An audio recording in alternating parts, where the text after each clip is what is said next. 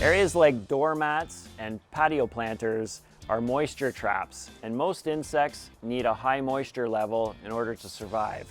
So when we're doing an inspection of somebody's home, these are hot spots that we always need to check. Small openings in the brick called weep vents are installed by the bricklayer to allow the wall to breathe.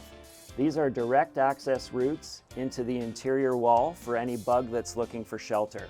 In these areas, we typically apply a dust product that's very long lasting, only in a very small amount, enough that the insects don't even know that it's there. And when they travel across the product, it eventually kills them. A lot of times the space behind a downspout is an area where a lot of insects would like to congregate.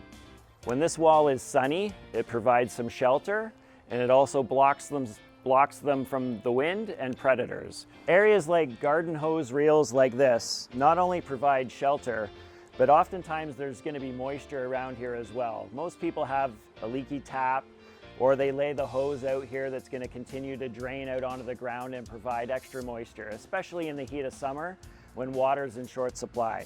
Up underneath the hood, there's all these cells and compartments, which are perfect spots for wasps to build their nest. I always like to point this out to customers just because it's a little bit of neat trivia, but all these little hatch marks that you see on this weathered post, these are all made by wasps. Wasps will come to this post and use a little bit of saliva to soften the surface wood, and then they scrape off that material, and they mix that with more saliva and enzymes to create the paper that they build their nests out of. Primarily what we get called out for when it comes to a hot tub issue is either going to be ants or it's going to be rodents, mice or rats. One of the reasons why hot tubs are so attractive is because they tend to be a lot warmer than the rest of the features on the property, especially in the spring and fall where warmth is needed by pests. It gives them shelter from predators, it gives them warmth, and typically people are going to be entertaining in their backyard. If they have a hot tub, there's going to be food sources around as well, and rodents just find it to be a little bit of Club Med. It's just perfect for them.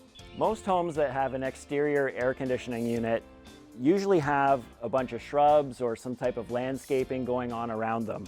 So it's a very attractive location around your foundation for pests, especially rodents, to establish. And when we take a look at all the lines that feed the air conditioning unit, they typically enter the home about 2 feet off the ground. In this particular case, this entry hole for the utility line has been filled with spray foam. You can see that over time, spray foam breaks down very easily and rodents chew through it all the time. So this is a focal area for our rodent control approach.